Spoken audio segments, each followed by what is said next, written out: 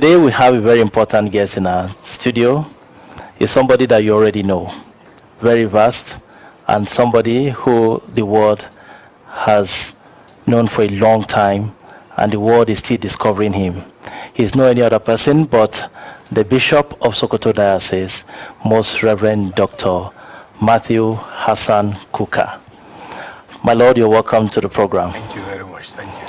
Yes, recently we were blessed with a new diocese carved out from the Sokoto Diocese, where you are at the helm of affairs.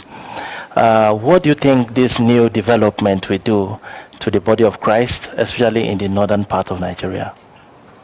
Well, first of all, thank you for having me, and congratulations on your new and very beautiful studio. Thank you. Really, I don't know, words are not enough for me to describe my joy, my excitement, and gratitude to Almighty God for the creation of the Diocese of Katsina. So let me use this medium, first of all, to thank, after thanking Almighty God, to thank our Holy Father, Pope Francis, and also to thank our nuncio and his team, and everybody who had anything to do with the creation of Katsina Diocese. I think, for me, it says a lot, that this kind of thing is happening at a time of great trial and tribulation for the body of Christ, but also for our country. So we are being delivered of a baby boy at a time of crisis, but also it is for the resolution of crisis that Jesus Christ came. So we really, after our gratitude, we want to thank the President of the Catholic Bishops' Conference of Nigeria, and by extension, the bishops of Nigeria. And then, of course, my Metropolitan, Archbishop Matthew Manoso Ndagoso, because it's through their instrumentality that this process pulled through at a very, very, very short period. So we're all very excited. So what would this do? How will this help in the promotion of evangelization, especially knowing fully well that the northern part of Nigeria is predominantly Muslim religion, and then you, as a diocese in Sokoto, you are the heart of the caliphate. How can this promote interfaith? Well, first of all, let's not forget, the caliphate died in 1903. So a caliphate no longer exists. That caliphate is now part of the new Nigerian state. So, and I don't like when people talk about, among Muslims, when Jesus gave the great mandate, he said, take the gospel to all the ends of the earth. He didn't tell us where the ends of the earth were. He didn't tell us about color. He didn't tell us about culture. He didn't tell us about race. He didn't tell us about religion. So, and that is why Christianity is such a beautiful religion. We are in the business of just witnessing to the love of Jesus Christ, and that has no frontiers. And we have, the Diocese of Sokoto was created in 1964, so it may have taken us a long time to give birth to a new baby, but still, it's a mark and a measure of the growth of the church around those areas. And of course, we cannot celebrate this unless we pay tribute to the great men and women of that period, the SMAs, the Dominican priests in particular, and the sisters, and all those who came before us. So we're just building, and we're hoping that those of us who are where we are, that those coming after us will even do far more, greater things. There are a lot of opportunities for the growth of the faith. Okay, for this new baby that has been birthed by the grace of God, what are the plans for the Episcopal ordinations, and then where will that lead the church in Nigeria to? Well, first of all, let me say one of the things, the most painful things for me as a Christian, and I speak for all the Christians who are living in northern Nigeria, with all the challenges that we face, we find very little interest from our Christian brothers who are living in comfort and luxury outside northern Nigeria. Their inability to appreciate the urgency of the gospel and to express a key word like solidarity. Many of the things that have happened to us in Sokoto, we have had our churches burned. To remember the killing of Deborah In the course of that, our cathedral was almost burnt down. My priests were almost killed. I've lost a seminarian, I've lost a priest. We've spent over 30 million naira, which we don't have, to rescue our pastoral agents from kidnappers. In all of this, I cannot remember that anybody from some part of Nigeria called me to say, Bishop, we heard what has happened to you. What can we do? Is there any way we can help? Are you safe? Because with our faith, St. Paul speaks most eloquently.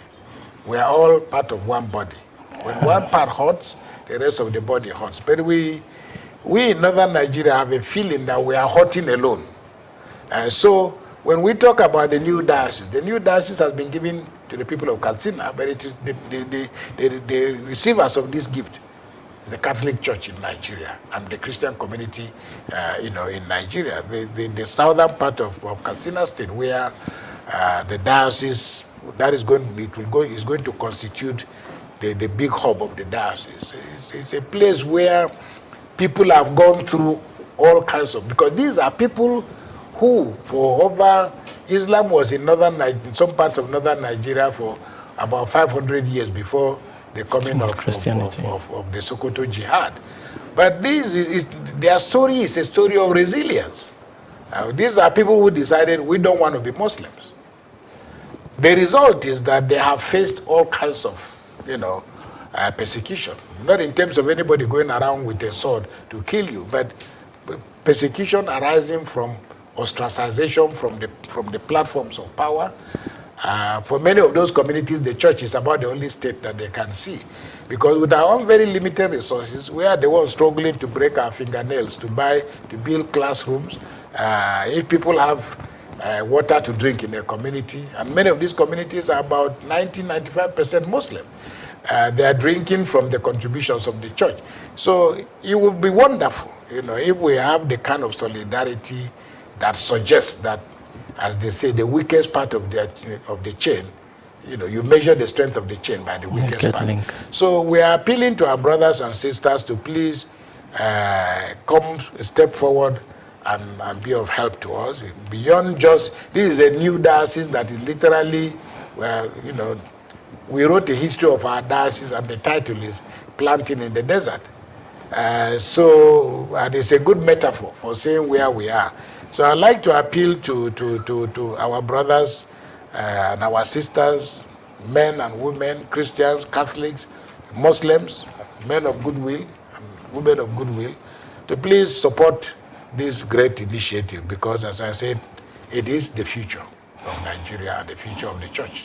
Yeah, some people believe that this is actually a welcome development, because this is actually the first time a core Hausa speaking person is becoming a bishop in Nigeria. Do you agree to that? It's a fact of history. We can't dispute it. But I'm also happy because at least a lot of my southern friends will no longer be asking. Because even despite the fact that they know I'm from Kaduna State, people used to ask me, how did a Hausa man, a Hausa man like you go and become a priest? Where did you? So there is this unforgivable ignorance, about the complex nature of the faith. That people have no idea. People still marvel at the thought that, there are, first of all, Christians in northern Nigeria, that there are priests who are of Hausa. I'll give you an example. Just last year, I got about 53 applications from young people, most of them from parts of what is now the diocese of Katsina, who want to go to the seminary. But we looked at our pocket. We can only pay school fees for 5. That's about what we could take. So we now have an opportunity, and it costs just about 300 or 400,000 naira to sponsor a seminarian. That's about the amount of money for shopping by a middle-level person who is in Nigeria. So for those of you who are Catholics, we still appeal to you, because there is a lot of hope. We have about 13 or so priests who are Hausa. We have a good number of of them in the seminaries. And I tell you a little story. I deliberately decided to do something in Sokoto. I took 2 of my indigenous Hausa seminarians, I think 3 of them. I sent them to to Bigad Memorial Seminary in Enugu. And I told them, you are not going to come back to Sokoto until you can speak Igbo. And when I went to visit them, it was very interesting. They told me, oh, when we came to the seminarians here, we are running away from us. They say, oh, Bishop Kuka sent us Boko Haram seminarians. He said, but now everybody loves us and we're all very happy. You know, the more we try and understand our country, the more beautiful it is. And I tell you also another little story. When I had ordinations, I think about 3-4 years ago, and one of the young men who was ordained had actually been in the East. And at the ordination, a priest came all the way, accompanying the young man. He said, we have come to attend the ordination of our son. And I'm like, where's your son? He said, well, this Hausa priest, he's from the new diocese of Katsina. He said, he grew up with us. And what was even more beautiful, he came with a car. He said, that is in the East. We've bought a car for him because he's our son. You know, the Catholic Church is a beautiful place. And the more these lines cross, the better it is for us. Yes, talking about Catholic Church being a beautiful place to be, we cannot but identify the importance of communication in the Catholic Church. And we talked about the area of the new media and how communication is helping institution. In this new media age, how do you think that Catholic Church can leverage on this technology, especially the invention of artificial intelligence and robotic technology? How do you think Catholic Church, especially in Nigeria, can they leverage on this for evangelization and for national development? I think these tools are important, but their importance is, in my view, grossly exaggerated. Especially when you remember that Jesus preached to thousands of people without a microphone. Especially when you remember that the apostles were not going around with loudspeakers. So these tools they are important. But if there is an emptiness in the heart, if there is no conviction, television is not going to deal with the issues of preaching to your neighbor. And there is no tool more powerful than human communication and human contact. So we must always take our minds back to where this whole gospel started from and how it started. You know, very often Christians mistakenly, I think it's wonderful to have power. It's wonderful to have a president who may be Catholic. Wonderful to have, all those things may be important.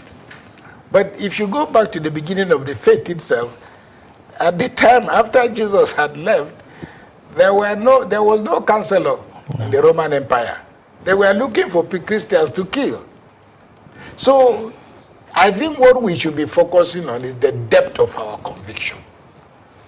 And we must ask ourselves, how did that passion, how did that fire die among us? Because we are the agents of evangelization by our actions. So it's not so much what you say to somebody on television. You can preach, you can reach maybe 1 billion people on television, and they will hear you and switch over to the next channel. So I think let's not make technology a substitute for what we, by personal conviction, can and must do, because we're all bearers of the good news. I am a bishop, but my challenge is not different from yours. I'm just holding an office. Bishopric is not a vocation. I'm just holding an office as a Christian. But there are a lot of ordinary people who are not priests, who are not reverend sisters, who are witnessing to the faith every day. So that is really what we should be focusing on, trying to renew our deep conviction about the good news of Jesus Christ and the need for us to present that news in our places of work, wherever we find ourselves, and along with other people. But as I said, this technology is important, but we must also realize that it has a certain level of temporariness. If an item passes on the news, you can't call it back. And more people will be more. You are lucky if you are doing a program and football is not being played. So we're in competition with all kinds of other interests, but we must use it wisely and use it effectively, but not make it a substitute. Okay, thank you very much. We will be taking a short break, and when we come back, we'll continue the conversation. Stay tuned.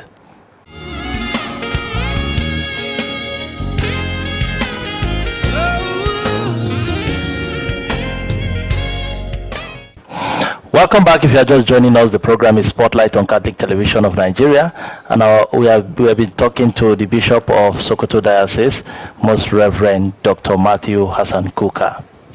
Yes, before we went on break, we were talking about how technology can assist, but not entirely take the role of us as Christians, especially in our interpersonal relationship with one another.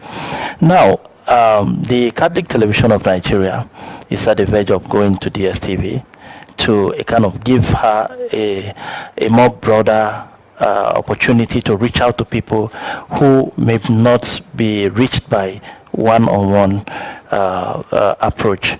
How do you think this can really help the church in Nigeria, especially as it affects communication and evangelization?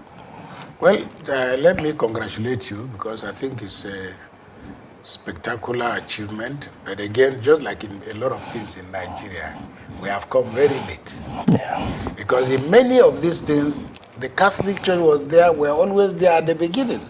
As I said, Vatican Radio, so there is it 1946, Patrick, I don't remember. But we've been on this road, and it's a pity, let me put it that way, that a lot of our Catholics, when it comes to some of these issues, many of our Catholics who are in public life always don't find a connection between their faith and some of these realities. Otherwise, from the beginning of broadcasting, the first person to read the news was Julie Kuka. Julie Kuka is a communal receiving Catholic. There have been a lot of other people. So we ought to have moved faster. Yes. Now we're where we are. So I want to congratulate you, but also to say that it's like preparing to participate in the World Cup. You know, you have to be fully and optimally prepared, because you're going to be competing with the best. Now, this is not a commercial television station in the way a manner that other television stations are. We are principally focused, but at the same time, it's important to know that there are people who have already been out there with a lot of experience and a lot of exposure. So naturally, the quality of our boots must match the quality of the boot of Brazil. You can't be wearing canvas. So it is that now that we are going on DSTV, nobody should look at your program and say, oh, this is the defect, that is the defect, this could have been. So, but I think primarily your challenge now, apart from acquiring the tools that will enable you to perform, is to address the issue of content. This is not, in my view, a television station for Catholics. It is a television station by the Catholic Church, serving society. So in my view, this television station must be open to Buddhists, to Muslims, to non-believers, to atheists, but with a particular sense of purpose and direction. But we must be robust enough to take on different opinions and different conversations, and be what we really are as a Catholic Church, namely a universal institution that belongs to everybody, and our doors are open to everybody. Very often, because of my involvement with dialogue, a lot of people have always said to me, why are you people wasting your time, be busy talking to Muslims, talking to all this? But the reality is that that is why we are Catholic. Yes. We are not an incestuous, navel-gazing, selfish institution that simply believes we can only appropriate everything, including the resources of Nigeria, to look after ourselves. I was involved with a program which unfortunately has not moved with the speed that we wanted to move. And it was money given to us, well, not money directly given to us. It was a digital education program. It's a long story. I can't take you through it. But we were at a conference, we were at an event in Rome. And Cardinal Onaikan Archbishop Kagama, the former Emir of Kano, Lamido Sanusi, and myself. And we were listening to this man who said, look, he went to the Holy Father and told the Holy Father, I am a billionaire, I've got tons of money. He was like, he's the chairman of Telefonica. He had a football team, but just wondering what to do with his money. So he said he went to the Holy Father and said, look, I've got a lot of money. I want you to tell me, I need to commit some money to you to do. What do you want? And typical of Pope Francis says, I'd like you to commit the money to taking care of children on the streets. And that's how they developed a program on digital education. I'm happy to say that we were able to convince that gentleman to come to Nigeria. But guess what? The program didn't quite make progress because somebody picked up the story and said that Bishop Kuka is now trying to educate Almajiris. And that by educating Almajiris, he intends to convert them all to Christianity. That's how the program. But I often say to people, the Catholic Church is what it is. Pope Francis could have said, give me the money. People in the Diocese of Sokoto want to build churches. People in Niger and Chad and all these other places want to build churches. We just need to build brand new churches all over. Abuja is struggling to complete a cathedral here.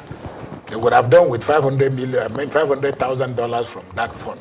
But Pope Francis says, no, I'm just concerned about children. The children on the streets. So what I'm saying is that we are who we are. We are Catholic. We don't take a bearing from what is happening around us because, and I'm not saying this out of arrogance, it is that we have a moral map and we have an idea about where the world should be going, and that our concern is with humanity, not with merely doctrine and individualism, that we simply take care of those who are our people. Because this is what is causing confusion in Nigeria now. This is why you get an appointment and people are concerned. They're not concerned with the amount of work or quality of work that you can do. They're not concerned with your capacity. They're not concerned with, but citizenship is in suspended animation. Oh no, we just want our man. And we want our man or our woman because it is our turn.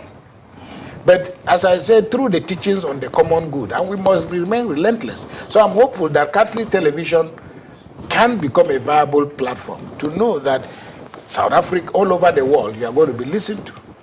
Yes, talking about being a viable media house, Catholic television has been existing for the past 13 years, but it's been struggling kind of, and we have the Catholic faithful all over the country. Wouldn't it be better if the church in Nigeria synergized to ensure that we have a voice, a central voice that every other diocese can key into, linking through programming, through content creation?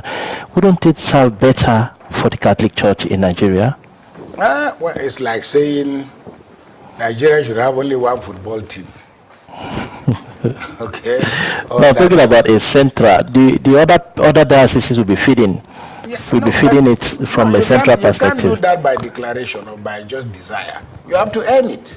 Okay. So, if I were to set up a radio station, television station in Sokoto, and I'm doing very well, people will focus on Sokoto. They're not going to say this is the Catholic Church, so everybody close your ears until Catholic television is open. That's what I said about programming and content. You don't need to, you cannot necessarily have to say to people, okay, by the way, please don't broadcast anything until you hear from us. No, it is you that have to develop the capacity and your listening devices to be everywhere. And that will be your strength in the final analysis. If you can show the world, okay, that in 5 minutes, we have an idea about what is happening in every Catholic church in Nigeria. At 6 o'clock in the morning, 7 o'clock in the morning, we can get a summary of what is happening. Most of those things are now easy. Yes. But nobody's going to be waiting for you because you are Catholic television. It's not going to work like that. But finally, how can the church support this good initiative, especially now that we are talking about going to DSTV? You shouldn't be looking for support from, I don't know what you mean by the church. I mean, again, I've explained our universality. All right? That means that when you talk about the church, are you talking about those people who go to the Catholic Church? I'm also saying to you that you have a television station that everybody listens to. And most people, I don't know the full story of EWTN, but You see, once a product turns out well, Yes. people will sign in. That's one. The second thing is, if you are going to look for money, money has no religion, no boundaries, no color. So if you are going to look for money and you are just going to stick with the Catholic Church, then you defeat the purpose of the television station. So I think you should be ready to walk up to anybody that you think you know. You'll be surprised. And the joy of the you see, for me, the joy of many of the projects I undertake is that the funding itself is often very complex, because people who are Muslims give me money to support what I'm doing. People who are Protestant give me money to support what I'm doing. You were here when I did my birthday 2 years ago. Yes. The kind of people. So when you are looking for money, people can connect with what you're doing beyond religion. So Catholic television must manage its identity. Catholicism is not about a faith. It's not a. I tell people it's not a church. Okay, we are Catholic because we belong to everybody. If you look at the dictionary meaning of Catholic, you will see. Yeah, so universal. it is our challenge to make sure that we are not just, we have a product that anybody and everybody can recognize, can confidently walk in and ask questions and have. Once you do that, you'll be surprised at the kind of assistance you will get. But I encourage us as Catholic Church to take the lead in contributing as best as we can, because primarily this is our baby. It's named after us. Thank you very much for your time. I think this way we're going to drop the anchor for this program. Dear viewers, this is still Spotlight on Catholic Television of Nigeria, and we have been discussing for the past 30 minutes with His Lordship, Most Reverend Dr. Matthew Hassan Kuka, the Catholic Bishop of Sokoto. Thank you very much for your time.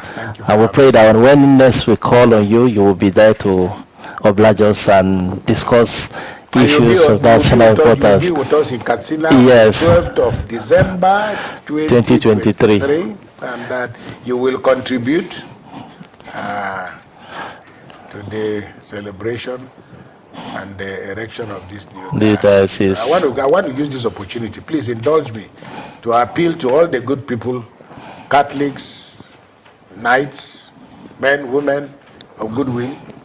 Please support. Our account number is going to follow. Displayed on the screen. Us, because we are on the cusp of a new dawn. Thank you very much. Thank you very much. Thank you, Your Lordship. Bless you too. Thank you.